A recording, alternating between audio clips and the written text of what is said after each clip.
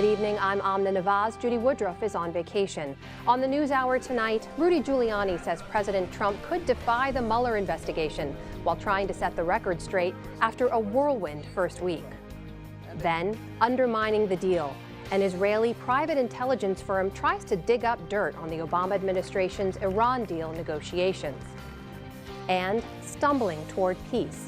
Nearly 20 years after wartime atrocities in Kosovo, reconciliation remains a fragile process. Maybe the only solution is that the young people from Kosovo to get together and first talk. I think it's the only thing that we don't do that often. All that and more on tonight's PBS NewsHour.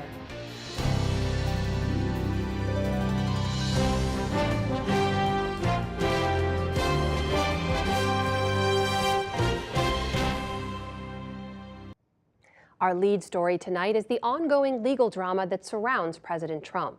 In the last few days, one of President Trump's personal attorneys, Rudy Giuliani, has been doing the media rounds. Giuliani has confronted questions about special counsel Robert Mueller's Russia probe, but also about the $130,000 hush payment from one of Mr. Trump's longtime associates to an adult film star. With me here is our White House correspondent, Yamiche Alcindor, to sort out what we've learned about what could become a legal battle on multiple fronts. Yamiche, let's try to break this down now. The Giuliani media blitz left a lot of people kind of scratching their heads, trying to figure out what is happening with this legal strategy from the White House. It's been evolving, right, as the special counsel's investigation has evolved. What do we know about that strategy now? The strategy appears to be as aggressive as possible and to really be on the offensive. This is a strategy where you have someone like Rudy Giuliani, who is really an attack dog, going out after people, going out on different media rounds, laying out all sorts of strategies. There's not one legal strategy. What he's doing is saying floating kind of ideas. He has one thing that he said that the president might plead the fifth if asked to testify with the special counsel investigation. He's also said that the president might assert executive privilege. He's also said that they might negotiate. There were the questions that were leaked to the New York Times where we saw all these different questions that the president might answer. So there's a lot of different things that Rudy Giuliani is saying, but nothing in particular that they're saying they're going to do. There's a lot of things he's saying. There's a lot more questions that seem to have been raised from the interviews he gave rather than questions answered in those interviews. There were things like whether or not the president would comply with a subpoena, whether or not there have been other payments made. It would seem confusing at times. Could confusion have been the point? Confusion seems to be the point. I'm going to read to you something that Rudy Giuliani said to the Washington Post. He said, quote, everyone's reacting to us now, and I feel good about that because that's what I came in to do. So that really gets to the heart of the legal strategy here. Rudy Giuliani is telling people, look, you're talking about me, you're saying what I want to say, we were asking me all these questions, I'm now the story. And remember, a couple weeks ago, we were talking about Michael Cohen and raids on his office and what was going to happen with Stormy Daniels. Now it's basically been Rudy Giuliani week turning into Rudy Giuliani week number 2. Well, the president has pushed back on some of Rudy Giuliani week, right? He was clarifying some of his comments, saying he's still getting up to speed, he's new to the team. What do we know about how this president views Mr. Giuliani? Well, I've questioned several White House officials asking this question, saying, is the president really happy with what Rudy Giuliani is doing? Because if you listen to a lot of experts, they're saying this should not be the way that your legal expert, your lawyers is acting. But everyone tells me that the president's happy with him, and I'm going to play for you a little bit of what Sarah Sanders said today when she was asked about this, and she struggled to answer the question. But let's see what she said. Is the president pleased with the appearances of Rudy Giuliani over the last few days? I didn't speak with him specifically about his feelings about it, but certainly feels that he's an added value member to his outside special counsel. So there you have it. Sarah Sanders really trying. She's someone who really is usually on it. She has her answers prepared. She's usually reading from a piece of paper. In this case, you saw her kind of stumbling, trying to explain how the president feels about Rudy Giuliani. Real quick before we let you go, Giuliani is joined after a number of shakeups on the legal team. Is this kind of thing normal? Can you put this in context for us with what we've seen from past presidents? Well, I spoke with an expert today who studied special counsel and special investigations, and that person said we should really look at President Clinton and how he handled all the different legal scandals that he had to deal with as president, with the Monica Lewinsky, but also with the sexual harassment lawsuit by Paula Jones. And he told that expert told me President Clinton made it a point to have a very solid team together. This was not a rotating cast. This was core people who understood the cases, understood what's going on. But he also said that there was a face man there. There was a man named Robert Bennett whose job it was to talk to the media, to try to make the case for President Clinton, and because they didn't want President Clinton to be obsessing about this case. In this case, it's not really like that. You have someone like Rudy Giuliani who's out there talking about all this, but you also have the president himself tweeting about it, kind of talking about it all the time, which is not what President Clinton was doing. So this is, I think, the word gets used a lot, but it's pretty unprecedented for this president. Word we use a lot these days. Michelle Sendor, good to talk to you. Thanks.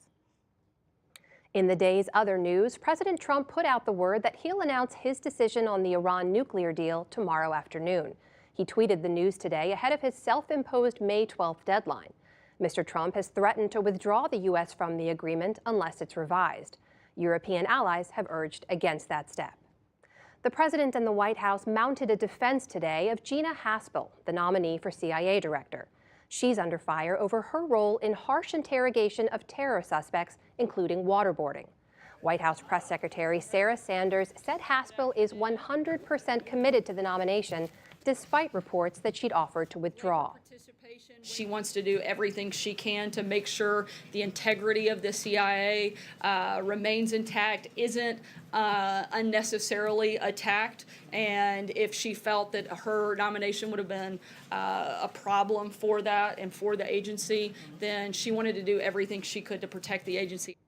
The president tweeted today that Democrats oppose Haspel because she was, quote, too tough on terrorists. Her Senate confirmation hearing is set for Wednesday. In Russia today, Vladimir Putin took the oath of office to begin his fourth term as president, promising to boost living standards. The ceremony took place at an ornate Kremlin hall. On stage, Putin placed his hand on Russia's constitution and swore to serve the people and country. On Sunday, hundreds in Moscow protested the inauguration, chanting, "Putin is not our czar." The city of New Orleans swore in a woman as mayor today for the first time since its founding 300 years ago. LaToya Cantrell rose to prominence as an activist after Hurricane Katrina. She was elected to city council in 2012.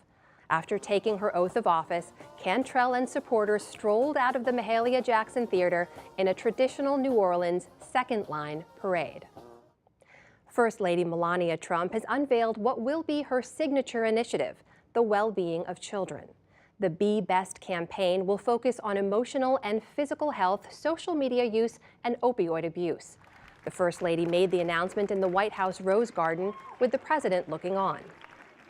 If we truly listen to what our kids have to say, whether it be their concerns or ideas, adults can provide them the support and tools they need to grow up to be happy and productive adults who contribute positively to society and their global communities. The First Lady says one of her concerns is cyberbullying. The White House today rejected any suggestion that the president's own tweets might legitimize such attacks. It's been another unseasonably hot day in Phoenix, Arizona, with a forecast high of 101 degrees. Sunday's heat hit 106 and broke the record for May 6th that had stood for 70 years. Triple-digit heat is expected in Phoenix for the rest of the week. And on Wall Street, the Dow Jones Industrial Average gained 94 points to close at 24,357. The Nasdaq rose 55 points, the S&P 500 added 9, and the price of oil closed above $70 a barrel for the first time since November of 2014. Still to come on the NewsHour, an Israeli security firm tries to dig up dirt about Obama officials who negotiated the Iran deal. Efforts to bring together ethnic factions in the Balkans suffer some setbacks.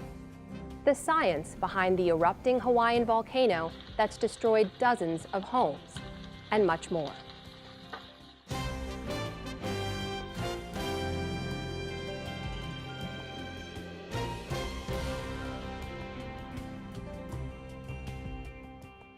President Trump has been weighing whether or not to remain part of the 2015 Iran deal, a decision he says he'll announce tomorrow.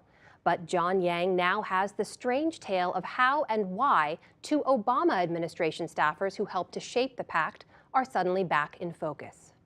Amna, it's been nearly 3 years since the Iran deal was sealed, but this weekend, the British newspaper The Guardian reported that last year, 2 top Obama White House national security officials who helped negotiate the agreement, Ben Rhodes and Colin Kahl, were the targets of elaborate efforts to delegitimize it. The newspaper said an Israeli private intelligence firm tried to dig up information that might discredit the 2 men. With us now to explain this story is The Guardian's World Affairs editor, Julian Borger, who helped break the story. Julian, thanks for being here. First off, I know that you've got a news story that was posted on The Guardian's website this afternoon, our time. What's the latest? Well, this is about Trita Parsi, who is the head of the National Iranian-American Council, who is a very fierce advocate of the Iran nuclear deal. And during the transition in late 2016, he was approached through an intermediary with a message from U.S. intelligence, someone high up in U.S. intelligence, warning him to look out because the Trump crowd were coming after him and would seek to discredit him as a means of discrediting the deal. And several months later, he was approached by someone he believed to be a journalist who turned out to be working for this Israeli private security firm, who was asking him, after asking general questions, asked him about whether these two officials, Ben Rhodes and Colin Kahl, had in some way maybe profited or benefited from the deal. He didn't think anything more of it other than to think it was a bit odd until we read from the transcript of that conversation that we got hold of from sources close to that firm. So that was what they were looking for. They were trying to say, according to your reporting, that these 2 officials who negotiated the deal were profiting from it. Yes, they were, I think, looking for 2 areas. One in ways that they were benefiting from the deal, and the other, the possibility that they may have shared classified information with supporters of the deal or journalists during the negotiation or in the defense and the attempt to promote the deal afterwards. And from your reporting, who was behind this? Who asked this or who hired this Israeli security firm to do this? Our understanding is that this was had a political intention behind it and was commissioned by people close to Donald Trump with the intention of discrediting people connected to the Iran nuclear deal, so when the deal was torpedoed, there would be less backlash against it. It would help discredit the deal itself. You say people close to President Trump. Were you able to take this inside the White House in your reporting? We are not sure in terms of whether this is people who were in the White House or business associates, but our sourcing, who are close to this private security firm, said it was clear that when the tasking for this went out, that the ultimate customer was the Trump team, the Trump camp. And you did reach out to the White House. What did they say? They said they refused to comment on it. And this Israeli security firm called Black Cube. Tell us about this.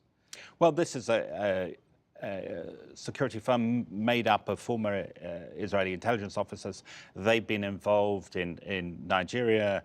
They've been involved in Central Europe, and they have been involved in the scandal around Harvey Weinstein. One of his lawyers, according to New Yorker, hired Black Cube to go after the accusers of Harvey Weinstein, see if they could get anything on them as a way of stopping the claims of sexual misconduct against them.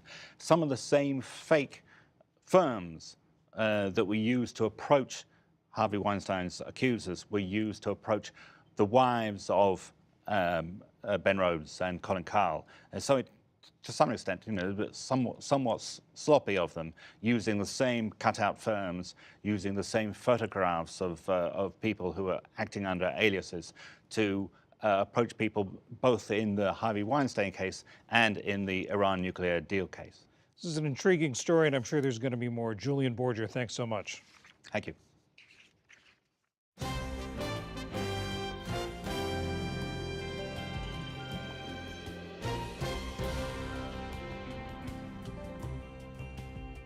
Now to part two of our look at the state of affairs in the Balkans.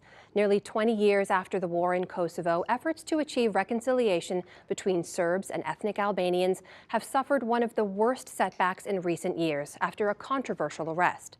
Kosovo, with its majority ethnic Albanian population, used to be an autonomous region of the former Yugoslavia. But in 1999, after a series of Serb atrocities, NATO intervened on the side of the Albanians to help Kosovo become an independent nation. With the support of the Pulitzer Center on Crisis Reporting, special correspondent Michael Brabant found that overcoming ethnic hatred and suspicion is one of the biggest obstacles to consolidating peace in the fledgling nation. After 20 years of painfully slow progress towards reconciliation, there was widespread dismay at the way in which Kosovar Albanian riot police arrested this man, Marko Đurić, the chief peace negotiator of the Serbian government in Belgrade.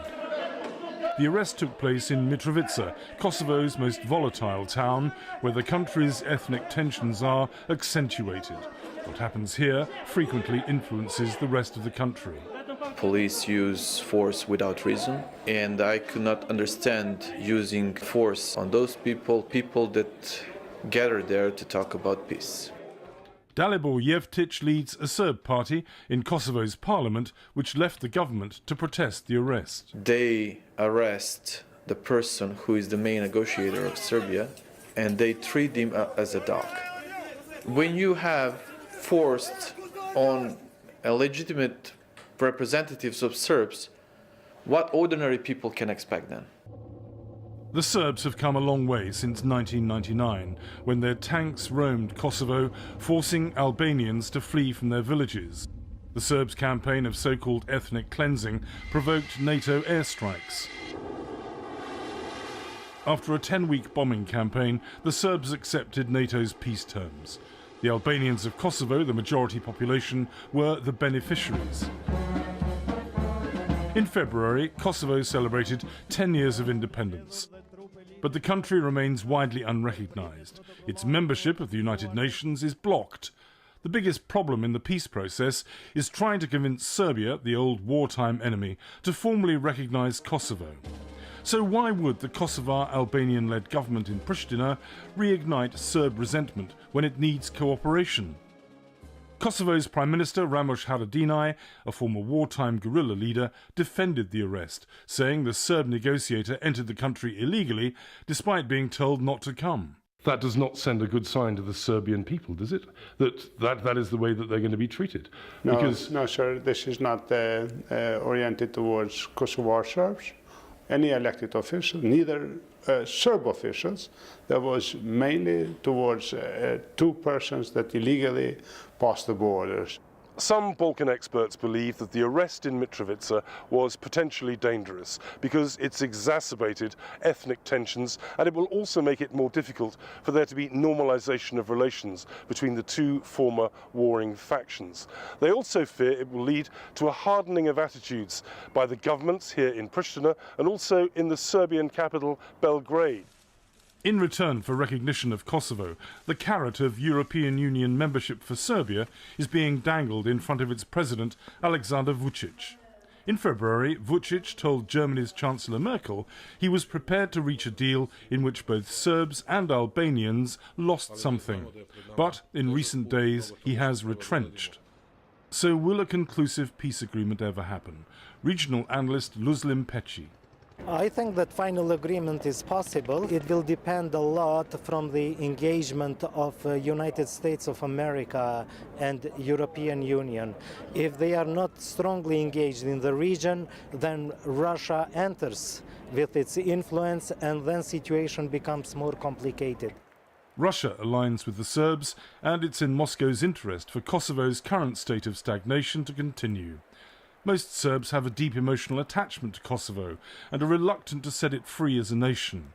They regard Kosovo as the cradle of Serbian culture because it's home to Orthodox monasteries like Dečani. Well, this opening of this metal coffin is something very attractive, I must say. The abbot, Sava Janjic, opens up the coffin of the monastery's 14th century founder, King Stefan, a saint, whose hand is as well preserved as any Egyptian mummy. This and other treasures underpin the religious and historical significance of Kosovo for the Serbs. In the past few months, some Serb politicians have suggested redrawing the map, so northern Kosovo becomes an integral part of Serbia again. But only 35% of Kosovo's Serbs live in the north. The rest live among Albanians in the south. These ideas are absolutely unrealistic, and they are also, I must say, immoral in a way. Father Sava has been a long-time opponent of Serbian nationalism, and his is an influential voice with visiting international politicians. He argues that the Serbs living in southern Kosovo have no intention of leaving willingly. We will all be forced out of here just because certain people need to have clearly ethnically cut territories. This is exactly what was the reason for the Balkans Wars in the 90s, and we must never allow that to happen again. Kosovo's unsettled present is deterring foreign investment, and the absence of prosperity is particularly felt in Mitrovica, a town that is a microcosm of the nation's ethnic tensions. Igor Simic represents Mitrovica's Serbs in Kosovo's parliament, and he's optimistic about reaching a deal with the former enemy. Right now, 19 years after the war, and we are still talking about same stories from the past. So we have to find a way how to go further. New generations doesn't want to wait, doesn't want to be on the same spot as their fathers were. The young Kosovars who grew up after the war have little experience of the hatred and fear that motivated their parents. Christiana Chuni is the daughter of a prominent Kosovar guerrilla fighter and member of parliament. She is studying in Austria but wants to return to help her nation recover. Maybe the only solution is that the young people from Kosovo to get together and first talk. That I think it's the only thing that we don't do that often. This small pork processing cooperative in western Kosovo provides a glimpse of what is possible when former enemies reach across the ethnic divide. It's shared between Albanian women and Serbs who returned to the area after the war. Throughout Kosovo, it's hard to find an enterprise like this one where we coexist together. It would be great if other people would follow suit. It also shows that we are the same people. Everybody has her own problems, her own worries, so we know each other and open our hearts to each other. But old wounds are likely to be reopened soon, once a special court in the Netherlands indicts former Albanian members of the Kosovo Liberation Army for war crimes against Serbs, other minorities and political opponents. Kosovars tried to stop the court being established, but America and its ambassador, Greg Delawi, insisted it was essential. Justice is vital for reconciliation. We support the Kosovo Special Court. We feel it's essential to try to provide justice for all victims, and we think the court will make an important contribution to that. But Newsvreta Kumnova and her husband Muharrem want more Serbs to be held accountable. They're heading to the empty grave of their son Albion. He was 19 when, along with other men of fighting age, he was abducted by Serbian forces who overran the western town of Jakova in March 1999. 750 bodies have been recovered. 720 are still missing. There won't be any reconciliation while we're still alive. And all politicians shouldn't dare to forgive Serbia until Serbia returns all the remains of the bodies of those killed, and all the perpetrators should be put on trial. And until Serbia apologizes to us and to the world for the crimes committed in this country. If the Kumnovas are to attain peace, they need a Serb to examine his conscience and reveal their son's secret grave. For many Kosovars, the conflict is simply frozen and far from over. For the PBS NewsHour, I'm Malcolm Brabant in Kosovo.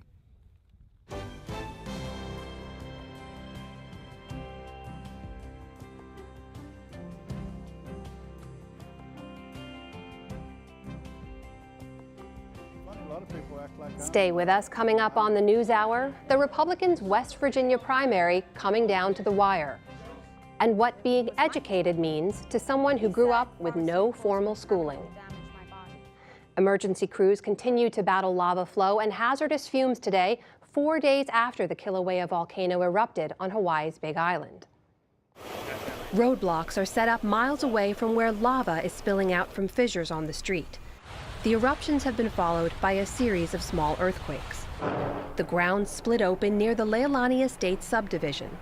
35 structures, including at least 26 homes, have been destroyed so far, with nearly 2,000 people forced to evacuate and unsure of how long they'll be displaced. While the lava can be slow-moving, this time-lapse footage shows just how devastating it can be as it makes its way across streets. Kept me up weeks on weeks knowing that the volcano is there, and this nightmare finally came true today. The whole house up in flames. Living here, that's the gamble that you take, is to have all this beauty. And it's the volcanoes. You got to just know that you live on an active volcano. Some residents have been allowed back into safe spots briefly to collect pets and belongings. All the while, sulfur dioxide, a toxic gas, is being released through volcanic vents in the ground, prompting a cell phone alert from local officials to avoid it at high levels. No fatalities have been reported, but authorities are asking all tourists and sightseers to avoid the Leilani Estates area. And for more about the volcano, the eruption, and the risks in the days to come, let's talk to a volcanologist who studies Kilauea and others regularly. Michael Garcia of the University of Hawaii joins us via Skype. Professor Garcia, thanks for your time. Welcome to the NewsHour. Let me ask you about Kilauea. It's the youngest and the most active volcano on Hawaii. What do we know about this latest activity we're seeing now? Well, the activity seems to be waning somewhat. The active fissure number 8, has diminished overnight, and so we're hopeful this eruption might stop soon. However, the earthquakes are continuing, so there's every sign that perhaps activity might restart.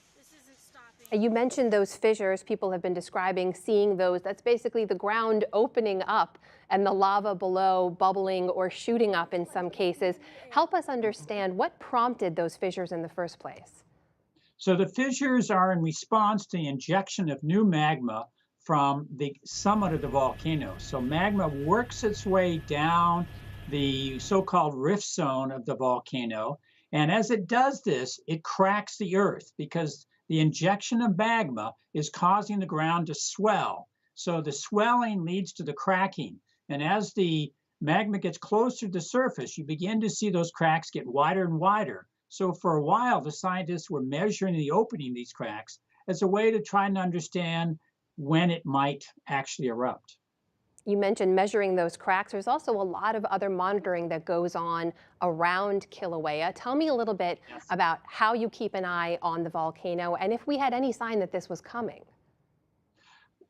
Well, many different techniques are utilized, particularly ground deformation, earthquakes, and even the gas that are being released from the volcano.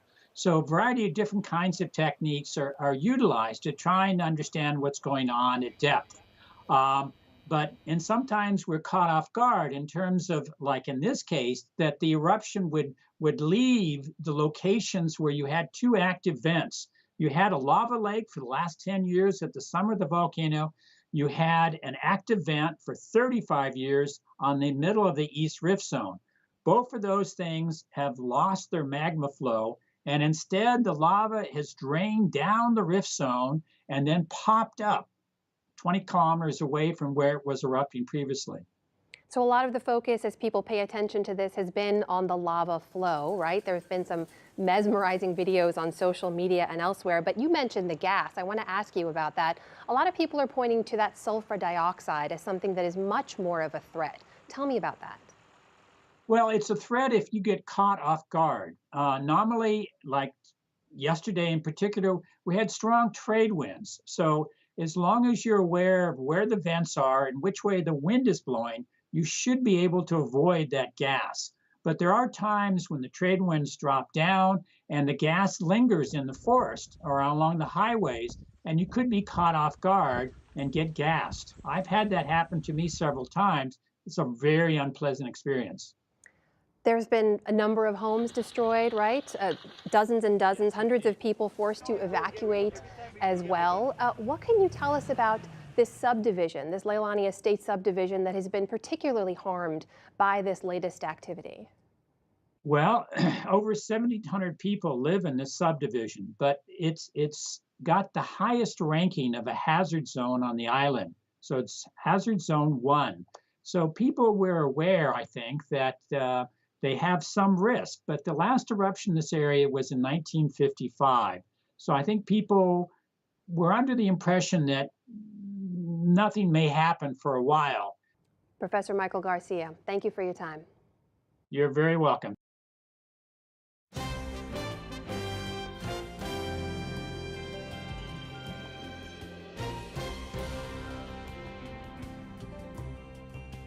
Now to West Virginia, where tomorrow Republican voters will choose their candidate to run against Democratic Senator Joe Manchin in November. It's one of the GOP's best chances to pick up a U.S. Senate seat. It's also a test of the Trump factor, with a controversial candidate aiming for the president's outsider momentum, even though 2 other top candidates have Mr. Trump's support. Lisa Desjardins reports. In the Mountain State, a wild primary race and a Republican family feud. It's gotten a little mean-spirited at times. Silly. Ugly. Chaos. The 2 top candidates in past polls, Congressman Evan Jenkins and Attorney General Patrick Morrisey, are fighting off a headline-grabbing insurgent. Former coal executive Don Blankenship was sentenced today to a year in federal prison. Sentenced for conspiring to violate mining safety laws. Blankenship was released from prison last May. I think that they like somebody that will keep fighting even when they're the underdog. The once feared CEO now presents himself as a gentle listener, an outsider who wants to rattle Congress. You can't change Washington or change the culture of a company or anything without controversy. But he is also one of the most hated men in the state. In 2010, 29 miners died in an explosion at one of his mines, Upper Big Branch, or UBB. Federal investigators concluded Blankenship's company, Massey Energy, was reckless at the mine. He was convicted of general conspiracy. Blankenship blames the actions of federal mining inspectors for the explosion. You know, I was at UBB, and I talked to the miners in that mine. And they told me that they did feel the mine was unsafe, and they felt, some of them told me, they thought Massey was unsafe. Did you ever consider that your company was unsafe? That mine didn't blow up because of anything Massey did. It blew up because of what the government did. Time after time after time, we sued Obama, and we won for West Virginia. Attorney General Morrisey uses a more traditional playbook with endorsements like that of Kentucky Senator Rand Paul. He points to his lawsuits on behalf of West Virginia to end Obama-era regulation. I believe strongly we have to talk about my conservative record of success. People don't understand rural West Virginia. Congressman Evan Jenkins, a former Democrat, is working to prove he too is conservative here at a gun store outside Morgantown. He argues he is the most likely to defeat Democratic Senator Joe Manchin, helping Republicans increase their Senate margin. We are in ground zero of the best opportunities. So what's at risk for Republicans nationally? This is about control of the United States Senate. The 3-man battle is a national nail-biter. Some groups have launched anti-Blankenship ads, including a $750,000 buy from a super PAC linked to Senate Majority Leader Mitch McConnell, petrified a Blankenship election could doom the GOP in the fall. Who will clean up Washington?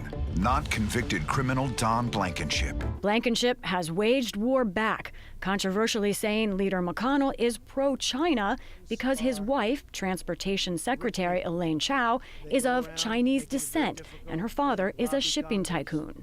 Swamp Captain Mitch McConnell has created millions of jobs for China people. Like most primaries, this one will be decided by a relatively small group of voters, the most ardent conservatives in one of the most conservative states. And they seem to have 2 things in common: love of President Trump and hatred of Washington. Both themes in last week's debate.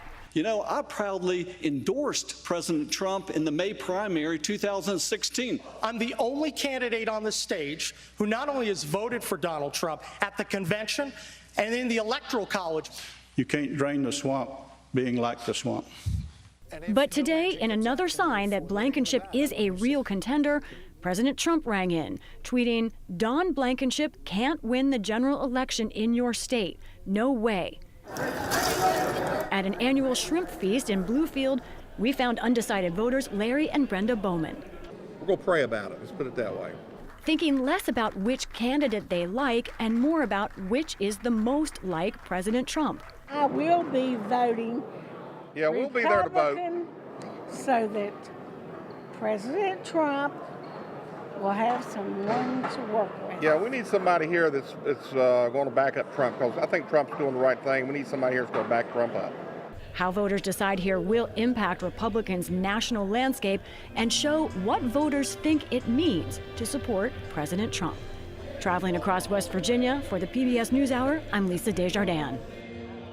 And it's not just West Virginia voters that head to the polls tomorrow. There are also primary races in Indiana, Ohio, and North Carolina. So it's a good time for Politics Monday. I'm joined by Amy Walter of the Cook Political Report and the newly announced Friday host of Public Radio International's The Takeaway, and Shauna Thomas of Vice News. Amy and Shauna, welcome. Amy, let's talk about some of these primaries now. We've talked a lot about the future of the Republican Party, right? What we can tell from some of these races and how they've gone. What can we learn from the primaries we're seeing right now? Yeah, especially Indiana and West Virginia. And I think Lisa did an excellent job of sort of setting the stage here, and two big themes going on in both of those states. The first is Democratic incumbents sit in both of those states. So these are top targets because these are deep red states that Donald Trump carried. The second is the embrace of Donald Trump, both his message as well as his policies. There's a lot of talk about draining the swamp and building the wall. And finally, what we're seeing in these primaries looks very familiar to what we saw in 2016. All the candidates running against Washington, but many of them are part of Washington. They're either member of Congress, as we've seen in Indiana there are two, in West Virginia there's one, or part of the so-called establishment. One of those folks running in West Virginia is the sitting attorney general. It's sort of ironic, too, that they're running against Washington when Republicans are in charge of Washington. Usually when you're in charge, you say, let's send more people there to help build our majority. Instead, the focus is on they need to go there to help the president, not to help Republicans in Congress. You've talked before about whether or not there's room in the party for Republicans who oppose the president as well. Does that mean that's gone away? You're not hearing anything about a candidate who's trying to run against the Trump portfolio. In fact, I looked at all the ads that have been run since the beginning of January till now in all races across the country. Republicans have run almost 3 times as many ads that are supportive of Trump as Democrats have run ads against Trump. So Democrats are not running as much as an anti-Trump party as Republicans are running as the pro-Trump candidate. Shauna, let me ask you about the president's involvement in these primaries, because he's tweeted about them before. He's weighed in. He's weighing in on the West Virginia primary, too. Does it make a difference anymore? I mean, it seems to I think he thinks it makes a difference, and especially with the West Virginia primary, the two more, let's say, establishment Republicans, his tweet was actually very interesting because he named both of them, and it was basically like, don't vote for Blankenship, vote for one of these. But the interesting thing about that is that those two guys may split the vote, which just allows Blankenship to go ahead and raise up. But it is clear that Republicans in general, whether it's someone running far right or someone trying to like thread the needle of DC, they think they need to keep President Trump on their side. And Blankenship's thing is that he keeps saying he's Trumpier than Trump. Right, and the other irony is that's exactly what Republicans said about Trump.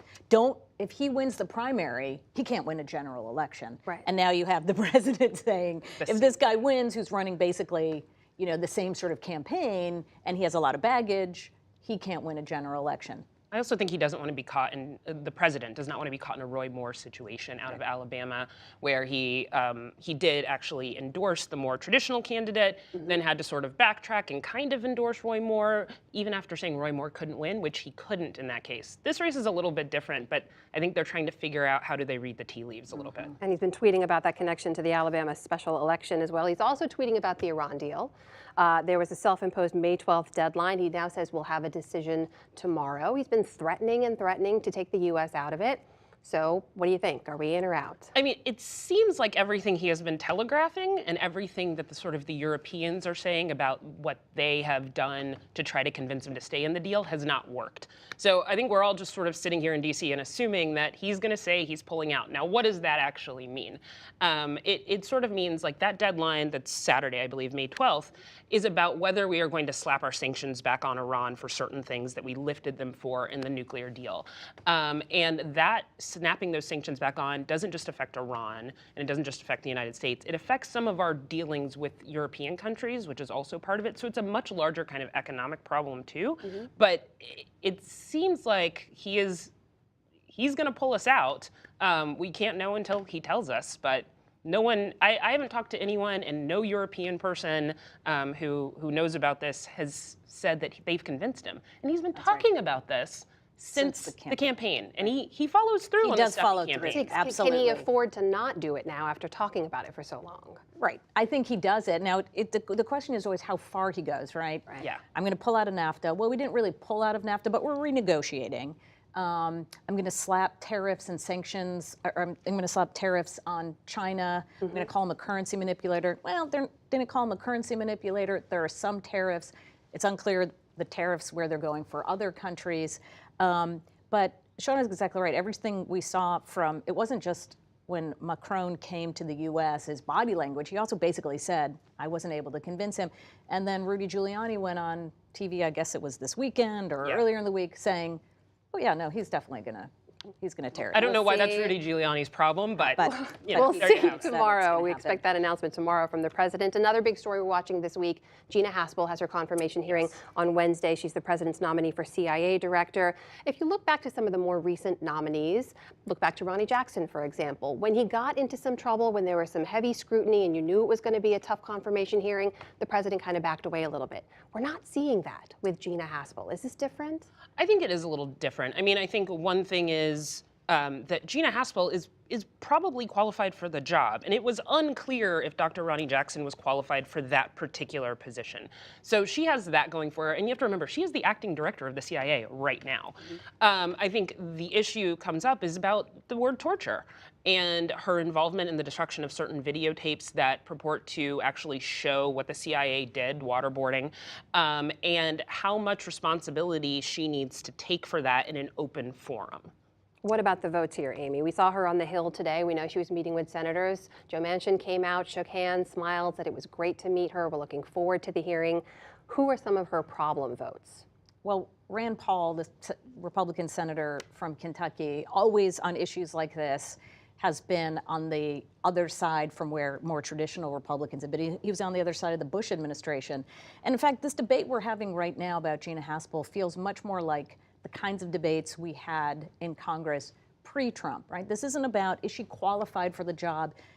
I think she's had 6 former CIA directors saying she's absolutely qualified. You hear people in Intelligence Committee saying this woman is absolutely right for the job. Her former staff has said that. Her former staff. The debate is about the issue of torture, how to deal with terrorism suspects. That was an issue when Bush was president. It was an issue when Obama was president about closing Guantanamo. Obviously, this president now wanting to keep it open or keeping it open. And so this is much more about policy than it is about personality. Sure to be a tough hearing either way on Wednesday. Amy Walter, Shauna Thomas, thanks for your time. Thanks. You're welcome.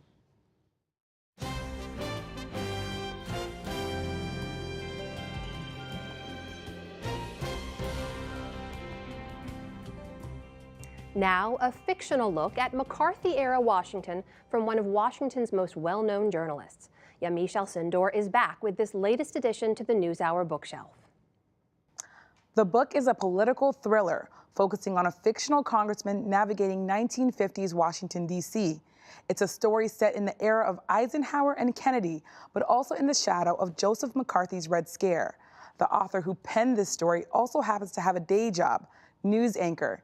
He is Jake Tapper, and the book is The Hellfire Club, his first novel. It opens in 1954. The main character wakes up drunk in Rock Creek Park, and he's somewhat, I guess, rescued, but I won't spoil the whole book. But why did you open up this way? And tell me why you thought readers should have this scene as an introduction to Washington, D.C. I had originally written the book more linearly, And that scene was in the middle of the book, or actually more like the first third.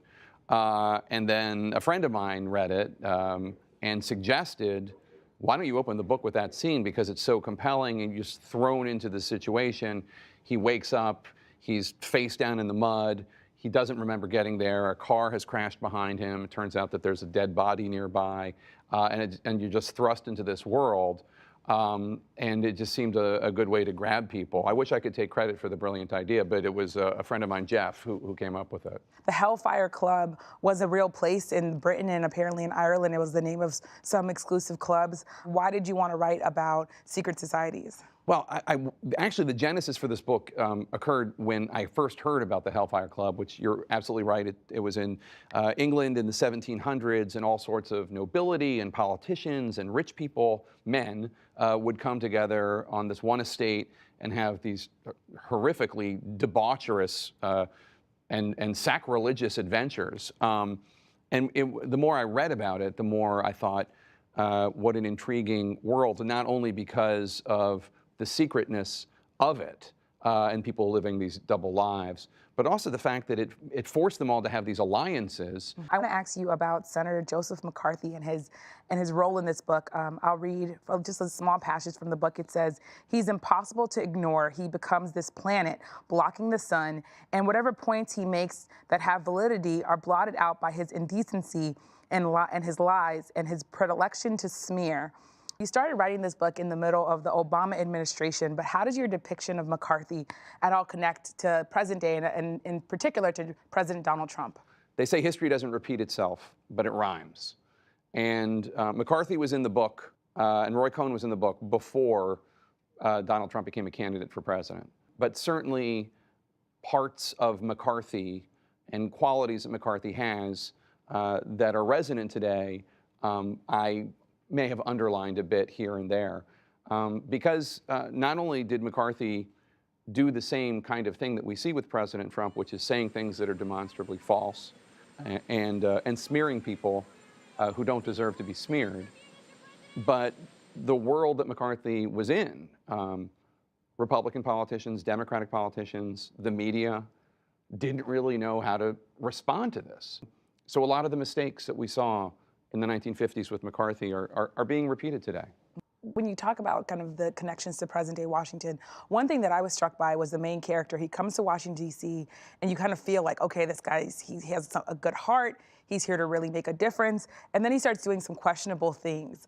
How does that thinking, connect to present-day Washington and to maybe the response that we're having that we see, especially in Congress and Republican lawmakers, to President Trump? It makes me so happy that that was your response to Charlie, because that's exactly what I wanted to capture.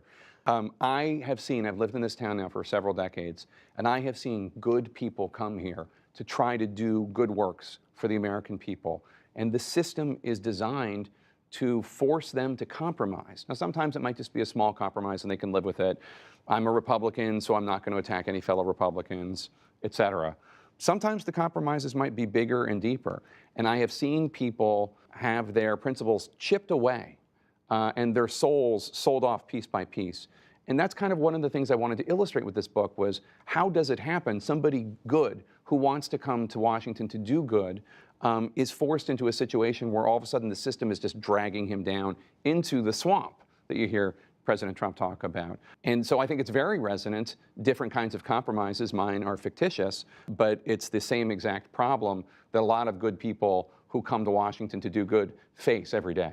As I was reading this book, I thought, this is Jake Tapper, the person who I see 6 times a week, who has a family. What's next for you? Do you want to write another book? I kind of want to learn more about Charlie's wife because she's one of my favorite characters. Or do you think you'll go back to writing nonfiction, or maybe you'll just go to sleep? Well, first of all, Margaret is probably actually the hero of the book. I mean, I've had lots of women who read the book tell me, you know what, Margaret's the hero of the book, and she's definitely stronger than Charlie.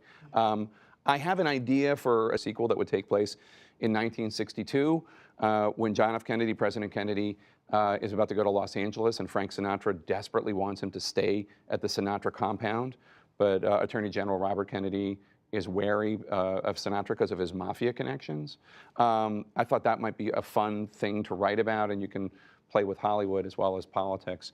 But the nap thing you suggested sounds good too. I mean, maybe I could do that first. Thanks for joining me, Jake Tapper, a CNN anchor and also author of the latest novel, The Hellfire Club. It's been so fun. Thank you so much, Amish. Thanks.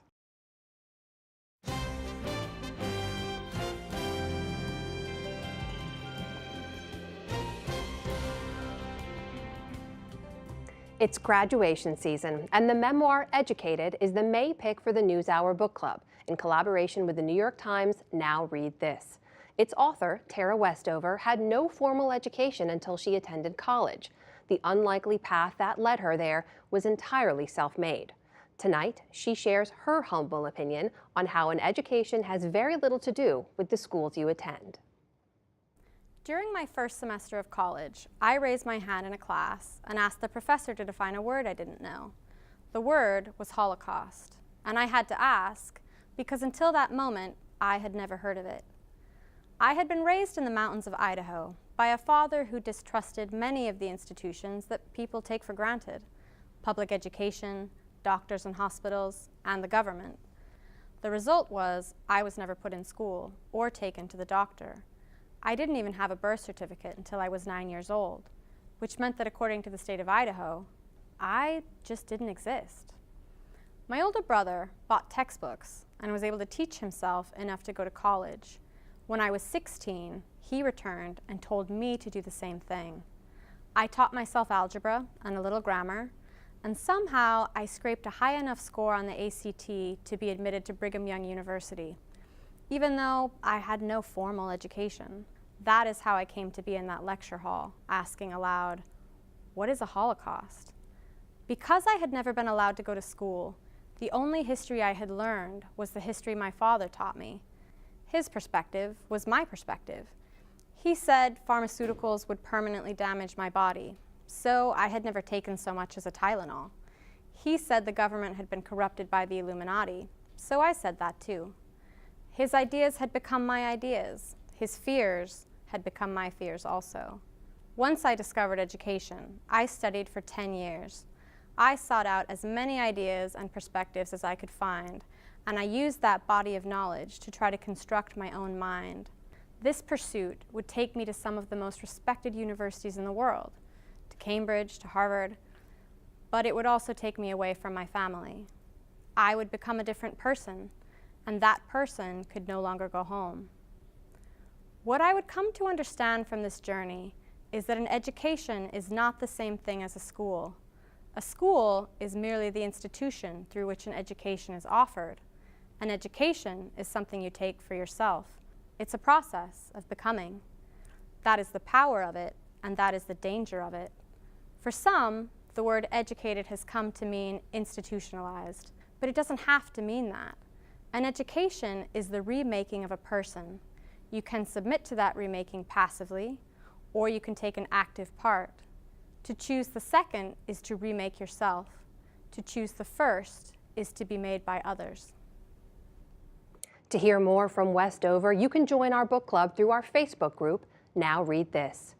And right now online, Westover shares insight into how she writes, what she reads, and why, quote, inspiration is a myth. That's at pbs.org/newshour. Tune in later tonight. Independent Lens presents No Man's Land. It's an inside look at the deadly standoff in 2016 between federal agents and armed protesters occupying an Oregon National Wildlife Refuge. That's tonight on most PBS stations. And that's the NewsHour for tonight. I'm Amna Nawaz. Join us online and again here tomorrow evening. For all of us here at PBS NewsHour, thank you and good night.